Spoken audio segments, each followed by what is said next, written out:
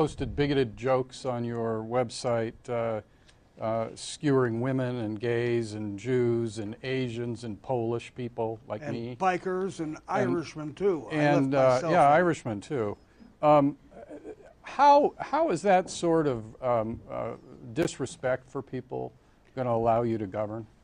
A substantial portion of my political campaign is campaigning against political correctness.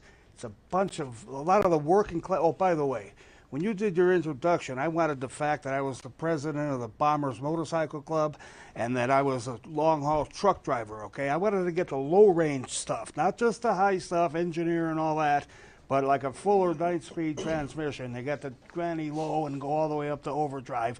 And I've had experience through the entire spectrum of our society.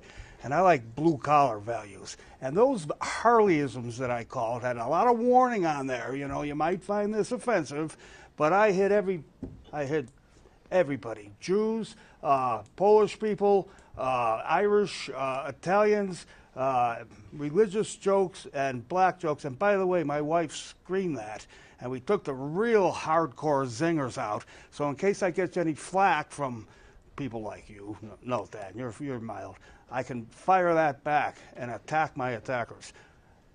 I don't like political correctness. Can I say this? It sucks. It's bondage.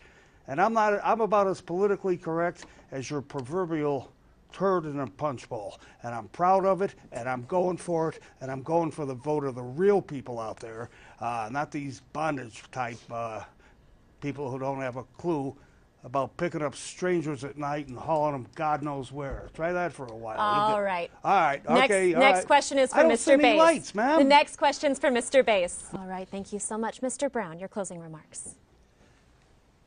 Well, this has been a great honor. Thank you, League of Women Voters, and thank you, Public TV, and thank you, folks, for tuning in to see us in action. Let me finish that story, okay? After God told me he was going to make me president, I went out and got the presidential seal tattooed right here to my shoulder. My morale went from -500 off the scale, and I started a presidential campaign right there. I'm a type AA plus guy.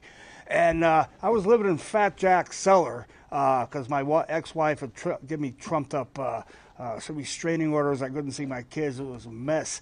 And Fat Jack's old lady, Fat Jack's wife, said, "Get this lunatic out of my cellar. He's starting a presidential campaign. I'm getting calls from the media and all this."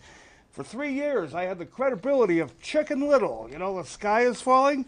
And finally, one day, this bishop from Africa comes over. He says, "I am a prophet of the Most High God, and in that office I authenticate that God told you that." I says, "Yeah, do you mind putting that in writing?" He said, "Sure."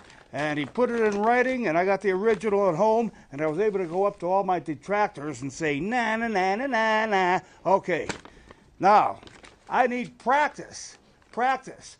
I don't want to say stuff like, "Sorry if our bombing caused you any inconvenience." So I want to work in the Little League as a governor. And you have your choice, folks. A cowboy, a curmudgeon, a biker, or a normal guy. Take your pick. Thank you very much. We're leaving it up to you.